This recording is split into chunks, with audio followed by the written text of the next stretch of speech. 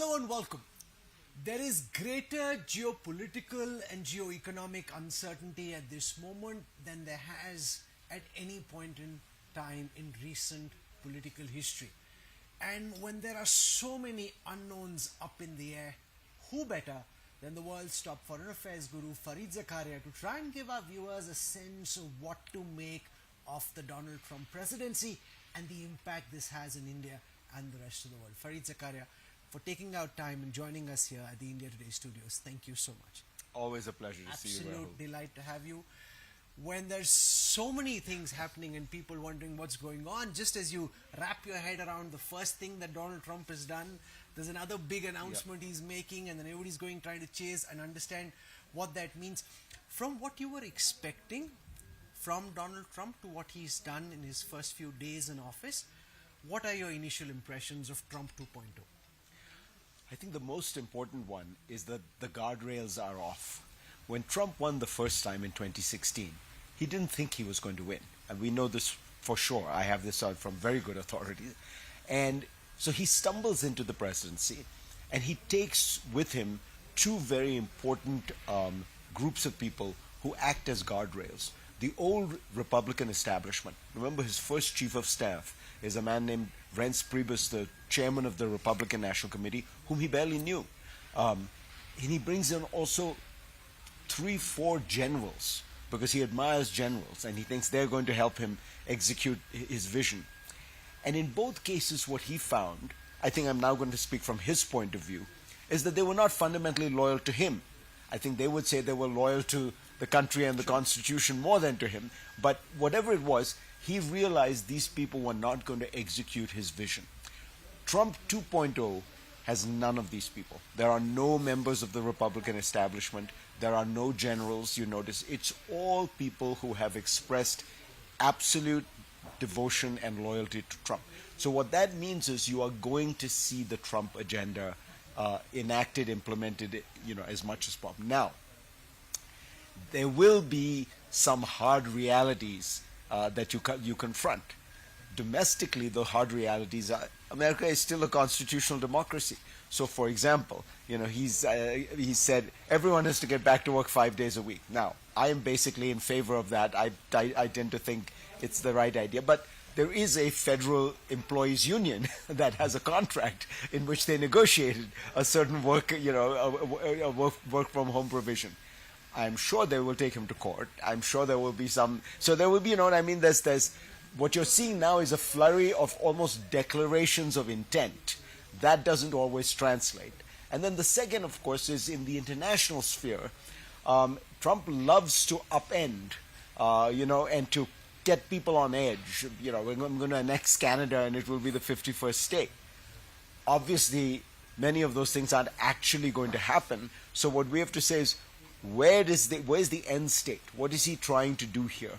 And in many of those cases, again, if you go back to Trump 1, he didn't succeed.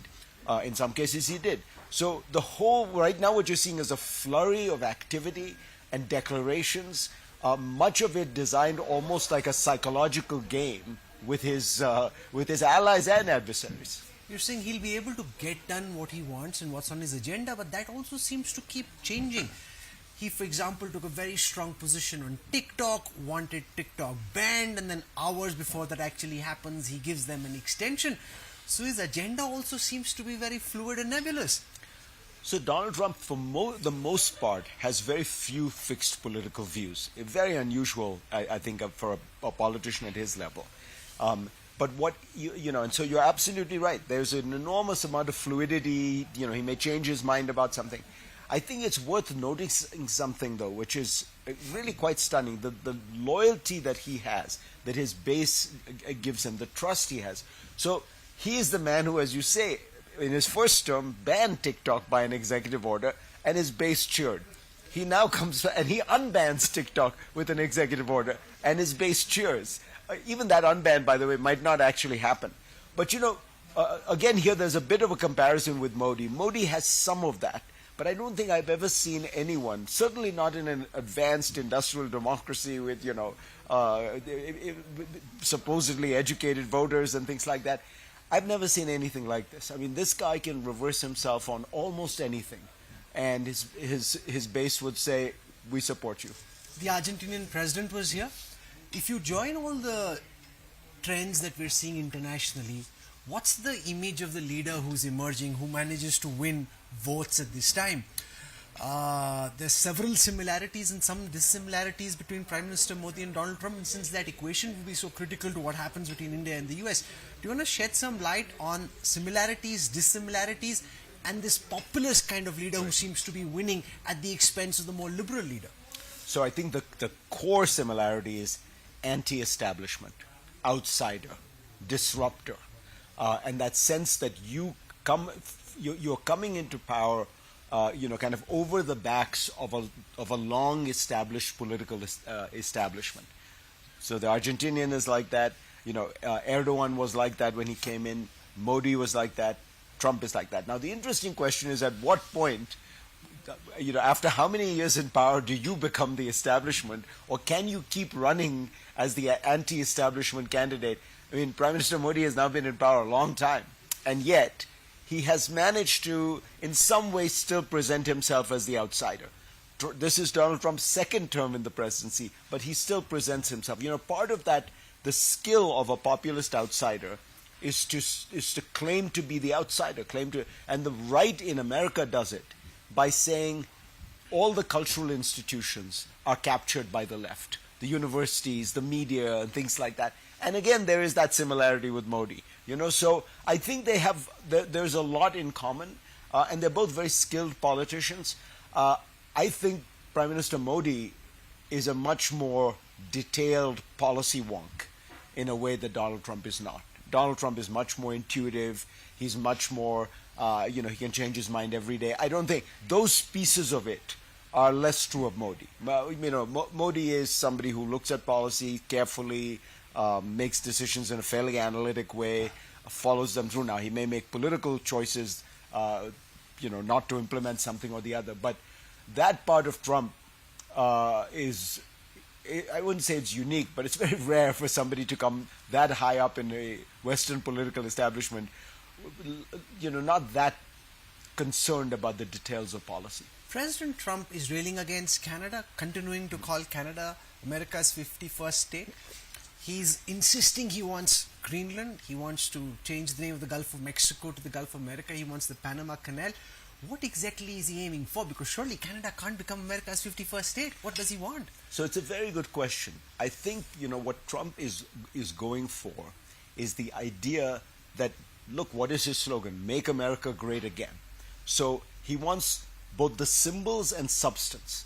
So the symbols are, you rename, the Gulf of Mexico and you call it the Gulf of America. It's a cheap thing. Most countries won't follow along, but can you do it? I mean, if it's the Gulf of Mexico, can you suddenly say it's now the Gulf of America?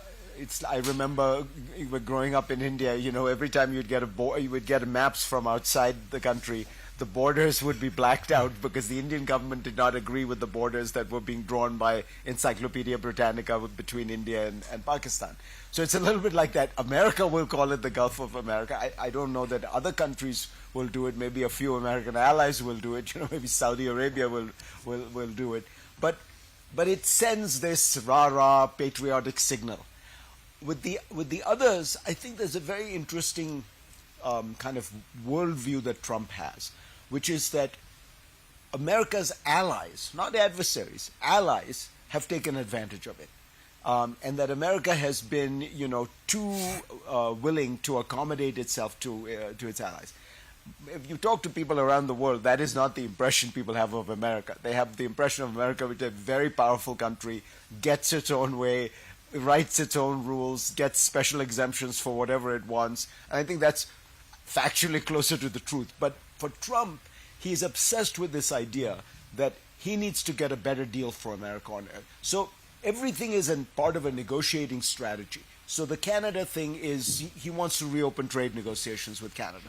So throw them off guard, throw them off balance, try to, get them, to be guessing as to what's happening. With Panama, maybe he wants a better deal on the Panama Canal, what they charge the U.S. Navy. Maybe he wants to put a base there. Does he really mean that he's going to go in and use military force and invade Canada and conquer it? very much doubt that that's what he's thinking. I think he'll find the Canadians are proud nationalists like many countries. With Greenland, again, he probably wants significantly bigger basing rights and mineral rights and things like that. You could probably get these other ways. You know, there are many ways to negotiate. But Trump's way is always put the other guy on the defensive, do something that psychologically unnerves him and puts him on the back foot. The danger, to my mind, is America has built enormous goodwill with these countries, with its allies, in Europe, in Asia, over 8 decades. And that's why these countries have sided with America in all kinds of wars, geopolitical contests, against the Soviet Union, against Russia, against China, against Islamic terror. You know, that is built because you conduct international relations not as one-on-one transactions where you always win, the other guy loses, but as relationships. You're not just thinking about the transaction, you're thinking about the long-term relationship. But is this the madman theory at work? Because all the research that I read about President Nixon and when this was attempted in the past in the academic research around it seems to suggest it doesn't work. So it's not as if, you know, he can pull this off and be successful at it. Does the madman theory in your mind work? No, you're exactly right. I mean, Nixon tried it very, very often. He talked about explicitly, and the case he was talking about, just so people understand, was with Vietnam, with North Vietnam as it was called then, which is I'll bomb them a little bit, I'd make it out that I could even use nuclear weapons. They didn't buy it at all. You know, I mean, nations have a very shrewd understanding of what you're trying to do, what your interests are, how far you go. So I very much doubt, for example, he's, you know, threatened Russia with tariffs or if they don't come to the negotiating table. I don't know what he's talking about because we already have sanctions on Russia. No Russian goods enter the United States anyway. So what tariffs would? You know, so Putin is not stupid. He knows that that's an empty threat. So I suspect that this is just part of Trump's. You know, it's the way he is. I'll give you an example. In 2017, when he first meets the president of Panama, he's President Trump then. First thing he says to him is, "You charge us too much for our Navy." Now the Panama Canal Authority charges the U.S. Navy $1 million a year. The U.S. defense budget is $800 billion. So that is roughly 0.0001% of the Pentagon budget, or, you know, 0.00. It's the fourth decimal place. Why is he doing that? I mean, the President of the United States is trying to haggle, you know, and get a discount. Why is he doing that? Because it's his nature. I mean, you know, he's like a bazari. He goes in, you know people like this, I know people like this, very rich people, they go into Chor Bazaar and they will not pay the retail price. And they'll say, no, that bag of spices, that garam masala, you're charging me 14 rupees, I'll pay you 9. Now, you know, for somebody worth what they are, is you know, and then finally they get to 12 rupees. You've saved 3 rupees on a bag of garam masala. It's that sense that I got a deal. I pushed you, you know. And again, the danger is, yeah, fine, you can do that, but, you know, what does that do to the relationship? What does that do to the trust? But it also allows other world leaders to play a man like that because his negotiating playbook, his tactics are quite easy to understand, and over a period of time, leaders get the hang of it. I heard Christian Lagarde say Europe needs to carry checkbooks when they're talking to Donald Trump. So that's, as far as Europe is concerned, they're friends. But Russia, China, adversaries, with a very different kind of equation. Do you fear they could play Trump? Yeah, look, so you know, flatter him, announce big deals. You might have seen in the last couple of days there was this big deal announced about a $100 billion data center. So if you read through the lines, and Elon Musk has pointed this out, it's actually a $10 billion investment. SoftBank is putting in $5 billion, Oracle is $5 billion, and then they say they're going to raise more, and I'm sure they will. But money in the bank right now seems to be 10. It's very Trumpian to announce 100 and then to say it's going to be 500. And now that's just thin air. But he likes that, you know. So everyone plays to that and says we'll come up with the biggest number we can, and we'll announce it. And you know and the other funny thing about this was, so they announced the deal, and then outside they asked Larry Ellison of Oracle, so is the deal when is it going to happen? And he says, well, it only could have happened because of President Trump. And they say, yeah, but when is it going to happen? He said, oh, construction began 6 months ago. So it can only happen because of him, but it already began last year. But Trump is demonstrating two very different instincts. One, he wants to, pull America away from the rest of the world and just look inwards. On the other, he says, I want to be the peacemaker. I want to end wars. Are those two instincts at odds with each other in your view? And it seems a lot of people seem to think he wants the Nobel Prize for peace. Could he get it in this term? I think you're right that those are both they're at odds. And I think the reality is there again, he's a very skillful politician. He knows that's what his constituency, his base wants to hear. It's a nationalist, working class base that thinks America has worried too much about the world and worried too much about all these wars and peace and why aren't we, fixing the problems at home. So that's the rhetoric. But as you say, he also, clearly likes the idea of being the leader of the free world, likes the idea of being the most powerful leader in the world, and wants to use that in a way that, helps the world but also helps him personally, which gets us to the Nobel Prize.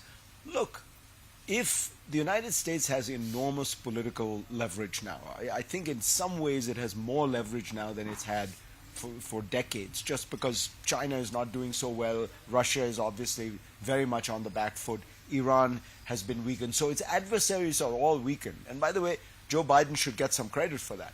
But because of that, if the President of the United States puts a certain amount of time, energy, attention, yes, he might well be able to deliver results. I think on the crucial one, Ukraine, Donald Trump has begun to realize, and you see this in his last few tweets and statements, that the problem he faces in getting peace in Ukraine is not with Ukraine, but with Russia. It's Putin is the guy who's not willing to negotiate. Can he browbeat Vladimir Putin? I saw the post he put out on Truth Social. It's surreal. You won't imagine that the sitting president of the United States is virtually threatening Putin. Yeah. You have a good understanding of Putin's mind. What do you think is the thinking in Russia at this moment? Do they just want this war to drag on and tire the West out? Does Putin think he can win? Can Trump force him into some kind of a peace deal? So Putin, whom I've met several times, absolutely thinks he can win. Putin is a very disciplined person. He's very intelligent. He's very well briefed. He understands his version of Russian history very well. And for him, that version says, when Russia stays the course, suffers the pain, is willing to take the body blows, and is willing to keep going, it can outlast anyone. It outlasted Napoleon. It outlasted Hitler. That's his model, that the West is feckless. There's going to be infighting among democracies. They'll lose faith. They will not have the ability to have that kind of staying power. He does. And inexorably, slowly, he will grind the Ukrainians down. I think it is the challenge of the democracies to show that that's not true. And in fact, historically, the United States says, it outlasted Hitler's Germany, it outlasted Stalin's Soviet Union, it outlasted Al-Qaeda. But this is always the danger with democracies. So what I think Trump has to realize is that it's all very well to talk about being a deal maker, but in order to be a deal maker, you first need to put enough pressure on Putin that he feels he needs to make a deal. Right now, I don't think Putin thinks he needs to make a deal. He feels that as long as he keeps pushing forward, events will move in his direction. You can only make a deal if Putin thinks he's not winning on the battlefield, and he's not winning. But Trump doesn't want to supply weapons and money to Zelensky. That just ensures that Putin then has the upper hand. This is the problem. So how can he win and not put down the money? I think he'll find that tariffs, as I say, against Russia, it's meaningless. Russia is already sanctioned. There is no Russian exports coming out. The thing that matters most to Putin is defeat on the battlefield. And the only way you can achieve that defeat on the battlefield is more military weaponry to Ukraine. The Ukrainians are willing to die for their country. They just need the weapons. So what do you see happen? Because first it was, before I come to power, then it seemed to become 100 days. Will anything happen within these 100 days between Russia and Ukraine that Donald Trump is trying to ensure? Because he's also an egoistic man. The more Putin pushes back, the more his ego gets enraged. I think Putin knows that, and so the question I have here is Putin is not going to be simply defiant. He's going to try to do something.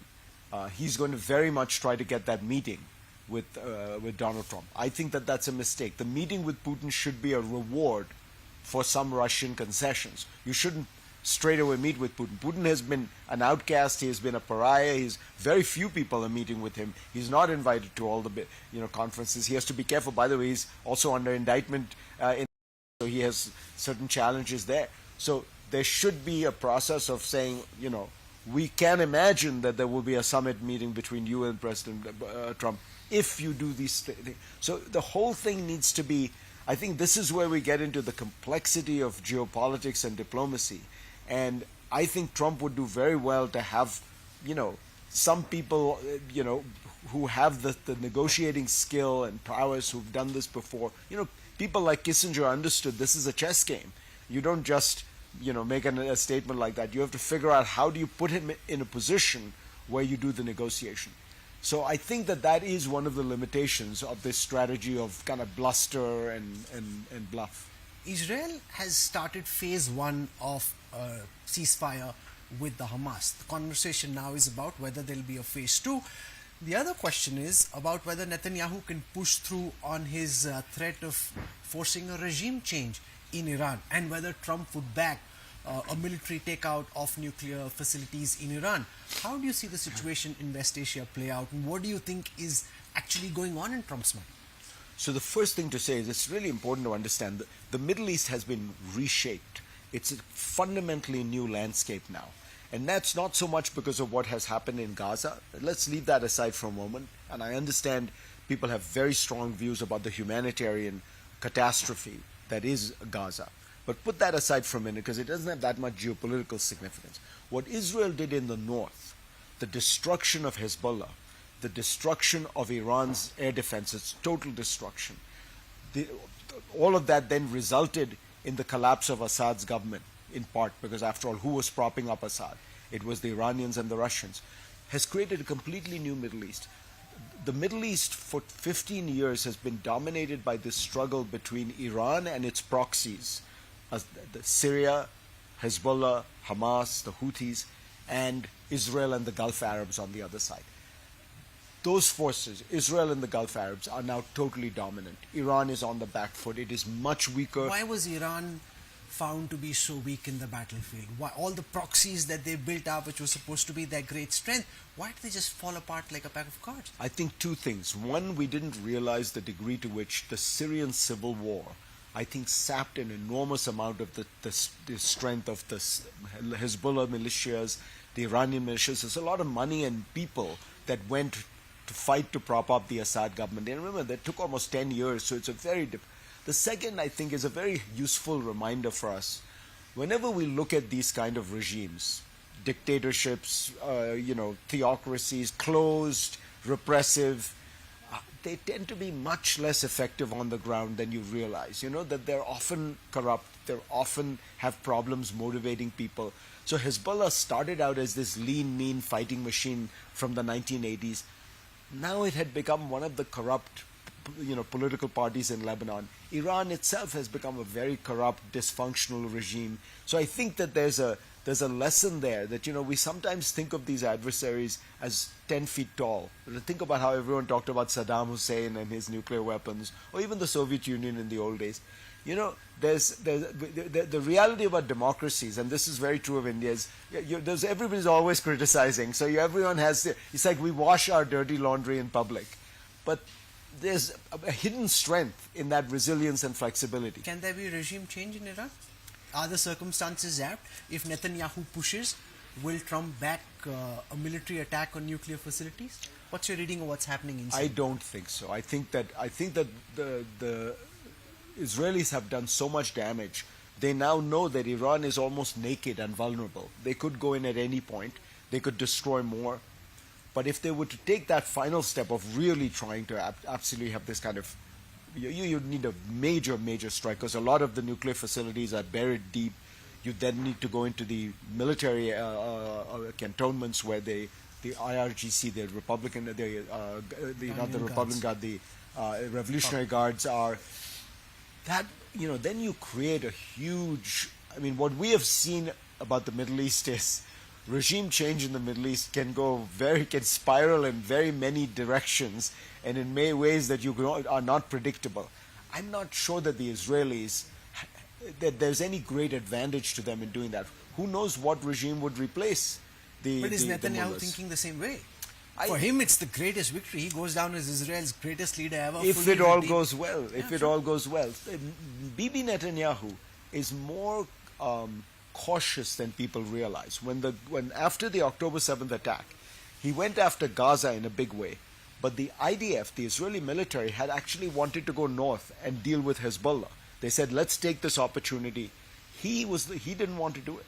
It took him a while to get convinced that this was the right moment. So I think he's calculating, he's cautious. He may want to, he's right now, frankly, in a powerful position, even domestically. He's destroyed Hamas, he's destroyed Hezbollah, he's weakened Iran, Assad is gone, all on his watch.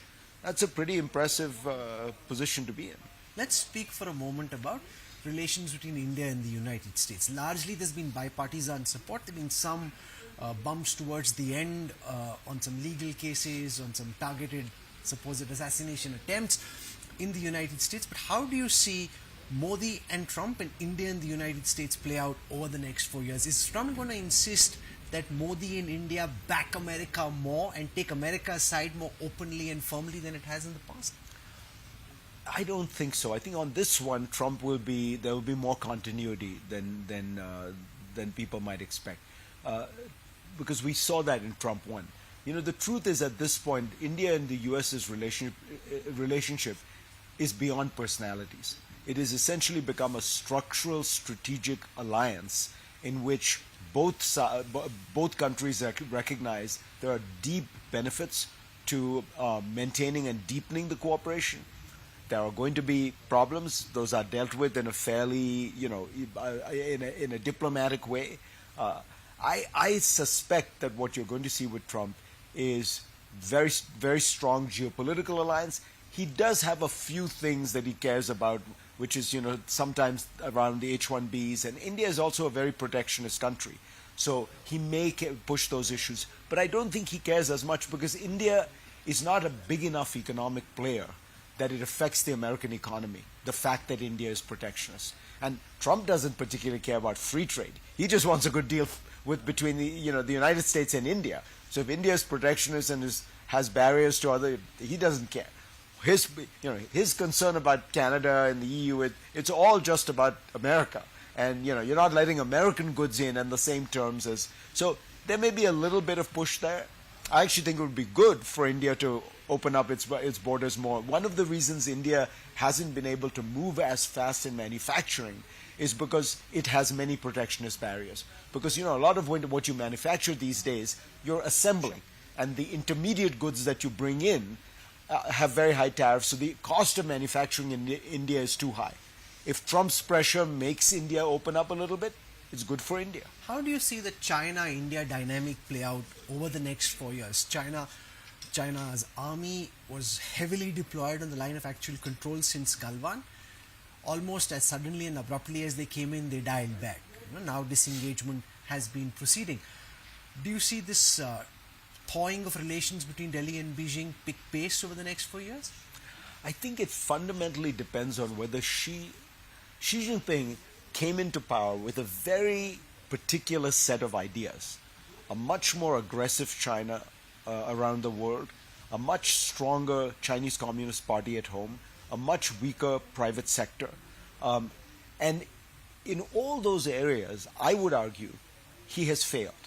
His wolf warrior diplomacy resulted in India becoming much more hostile to China than it had been before the Himalaya stuff. Australia becoming much more hostile to China before they made those 14-point demands. The Philippines, which he thought he had flipped back to the United States and invited American forces in. You go country after country. Europe had been on the verge of signing a trade deal with China, and then that has completely gone away. Similarly, domestically, you look, the private sector economy being battered has been terrible for the Chinese economy. So the question is really, is China capable of course correction? Is Xi Jinping capable of understanding that these policies have not borne fruit and they need to be changed, dialed back? There's been some dialing back, as you say, the troops have withdrawn. But in economic terms, there's still a certain amount of economic, I wouldn't say warfare, but there's tension between the US and between India and China.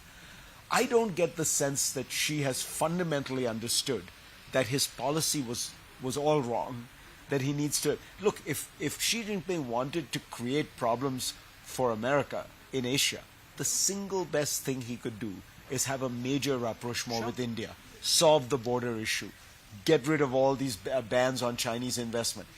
And it's not impossible for that to happen if he were to really actively pursue it.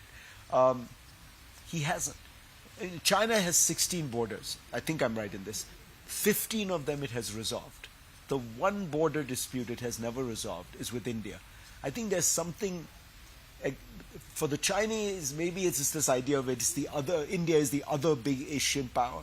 Maybe it's the fact that the border is around Tibet, which is a very sensitive area for China. But for whatever reason, the Chinese have been reluctant to fully embrace the idea of a rapprochement with India. There's a lot of talk about the Chinese economy being in a bad space at this moment. You're reading because it's almost like trying to read in a dark room. How bad is the situation in mainland China at this moment, and how could that impact Xi's game plan as he deals with Trump and the rest of the world? It's in bad shape. In the sense that it is not going to grow any time at the 6, 7, 8% that it was growing at. Private sector sentiment is bad. Consumer sentiment is bad. There's a short-term issue, which is, are they willing to open up stimulus so that the economy can get better? But I think they will face a larger challenge, which is, again, Xi's philosophy has been a turn away from the model that frankly made China rich, which was unleash the private sector, unleash openness, innovation. China, even now, is a much more open economy to the world than India is. And that was why it grew so fast. But Xi has decided that was, either that's wrong or we had enough of that. So if you give you a case study, artificial intelligence. Xi wants China to do very well in artificial intelligence. But how is America doing well in artificial intelligence? By allowing companies like Google and Amazon and Meta, and Microsoft to scale up, become what they call these hyperscalers, have massive capacity. What China is doing is they're killing Alibaba and Tencent and Baidu, their equivalents of those great internet digital companies. They want it to be a kind of government-led consortium, government-led investment, government-led innovation. I mean, historically, that has a mixed record. And so my guess is that that's the larger problem. Xi thinks he can get to first world economy status through a kind of government-led, government-first policy. Now, there are some advantages to government investment, but ultimately, you need the innovation of the private sector. You need the trial and error also. Some of these things are going to go badly, and you've got to let those companies die.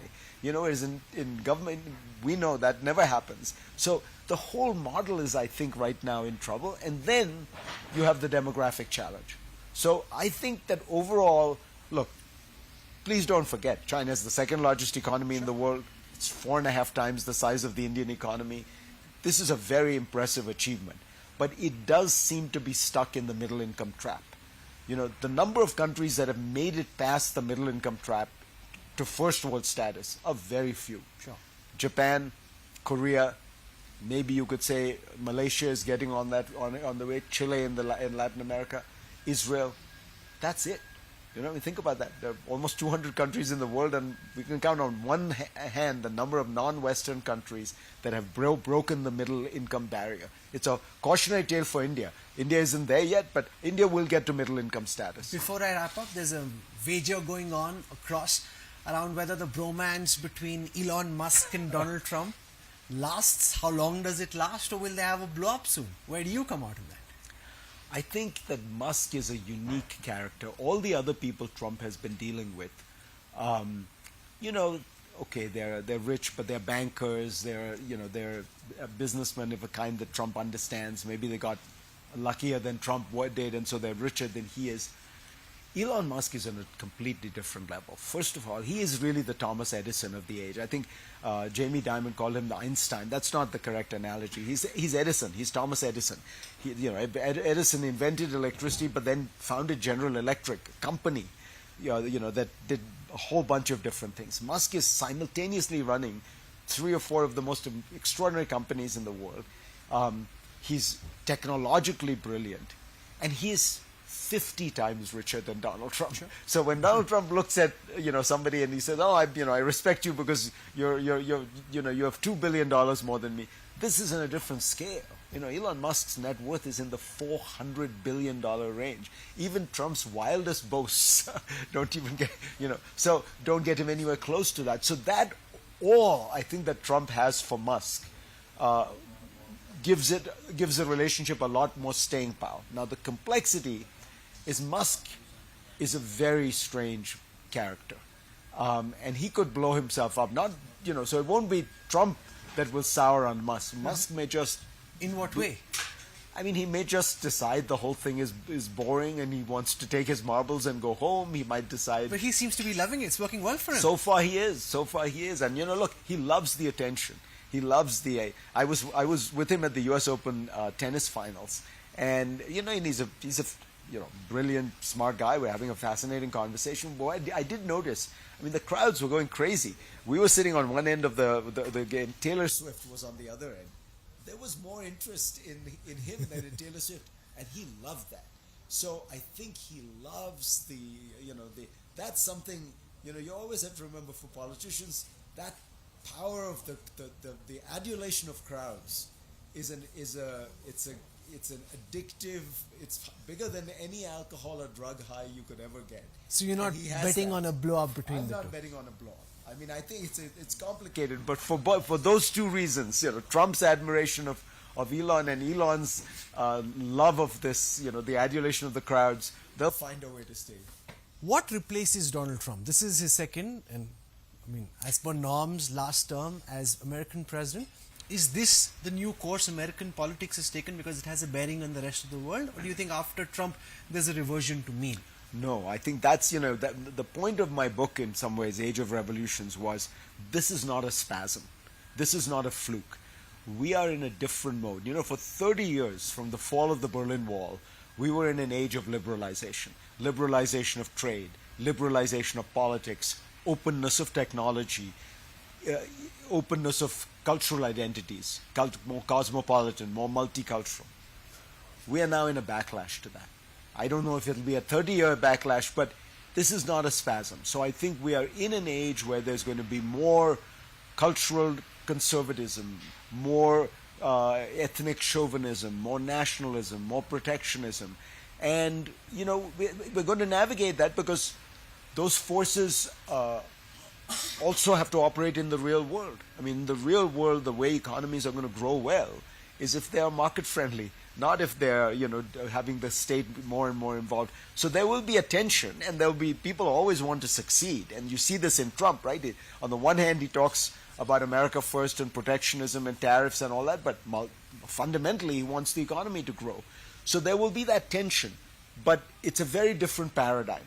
The paradigm of from the fall of the Berlin Wall to the invasion of Ukraine, 30 years roughly, was liberalization. The paradigm now is a kind of, closed restraints on all these, the end of openness, if you will. It's a politics of being more closed, having barriers to immigration, to multiculturalism, to trade. It's a mindset of a world that says we saw a lot of change, we saw a lot of transformation, but stop the train. I want to get off, or at least slow it down a little. Well, this has been one of the last conversations we're having at the World Economic Forum 2025, but it's also been one of the most fascinating for taking out time and joining us and sharing your super sharp insights with our viewers. Farid Zakaria, thank you very much. Enjoy the skiing. Thank you. Thank you for taking out time. Thank you. All right. Rahul.